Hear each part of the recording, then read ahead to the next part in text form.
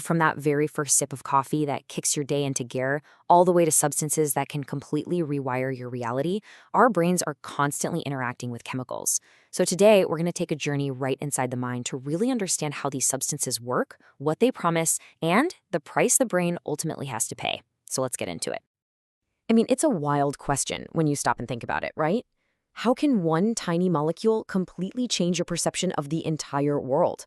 Well, to answer that, we're going to break it down into three big categories. The uppers that speed you up, the downers that slow you down, and, well, the outers that change the very fabric of reality itself. Okay, first up, stimulants. And yeah, the name says it all. These are the chemicals designed to put your brain and your body into overdrive. They promise you energy, focus, confidence, but they all work by basically pushing your system way past its natural limits. So, what does speeding up your brain actually mean? It means your neurons start firing faster, your heart beats a little stronger, and your entire central nervous system just kicks into a higher gear. It is the biological equivalent of just slamming your foot down on the gas pedal. Let's talk about the one most of us use every single day. See, your brain has this built-in safety system, a chemical called adenosine that builds up all day long, telling you, hey, you're getting tired, you need to rest. Caffeine works by basically impersonating adenosine and blocking its parking spots. It's not actually giving you any fuel, it's just cutting the wires to your low fuel indicator light. And this leads to a cycle I'm sure we're all familiar with. First, you've got the kick-in, right? You feel sharper, more alive. Then you hit that peak. Some people call it confidence in a cup, where the world just feels a little more manageable.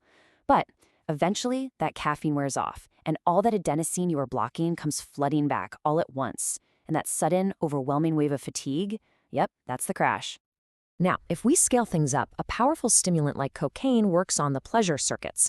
It literally blocks your brain's ability to clean up dopamine, which is the main chemical for reward and motivation. The result is just this overwhelming flood of euphoria, a rush that feels absolutely electric, like you're untouchable.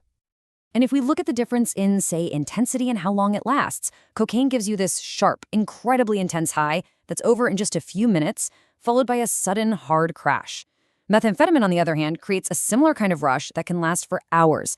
It feels like infinite energy, but it's not. The source material puts it perfectly. It's just energy you're stealing from your future self. All right, so let's flip the script and explore the total opposite effect. If stimulants are all about hitting the accelerator, well, downers are about slamming on the brakes. These are the chemicals that promise relaxation, peace, and an escape from all the noise by just slowing everything down. So, a depressant slows down the communication between your brain cells. And at first, that can feel like such a relief. Your racing thoughts quiet down, your muscles relax. But as that communication keeps slowing down, it also starts to affect your judgment, your coordination, and your control. We see this so clearly with alcohol. It starts with that feeling of warmth, that rising confidence as your inhibitions start to fade. At the peak, that loss of inhibition can lead to some really poor judgment and a loss of physical control, even while your brain is telling you everything is totally fine. And the next morning, that hangover, that's just your brain chemistry crashing right back down to reality. And then you have something like opioids. While alcohol is kind of a broad-spectrum depressant, opioids are super targeted. They go right for your pain receptors and flood you with this deep, heavy calm. This quote from our source really captures that seductive promise of absolute comfort and safety. So how do they really compare? Well, think of it this way. Alcohol disrupts brain communication all over the place, making you feel alive while kind of dulling everything. Opioids, though, are laser-focused on pain and pleasure. This creates a powerful, powerful euphoria, but it also leads to an absolutely brutal withdrawal, as the brain literally rewires itself to believe that the drug is essential for survival. Our final category. This one isn't about speeding up or slowing down. It's about changing the channel entirely.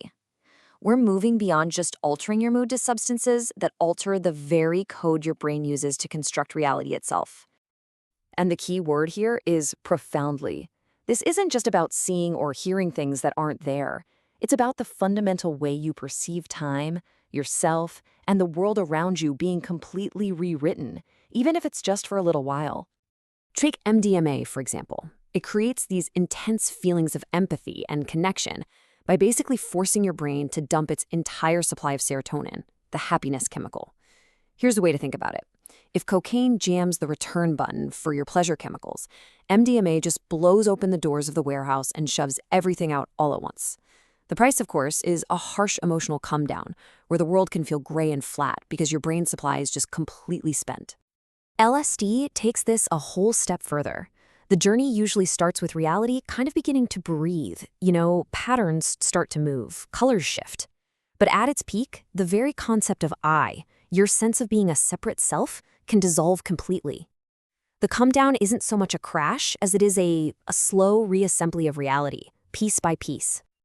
And then you have cannabis, which is so unique because it doesn't really fit neatly into any one category.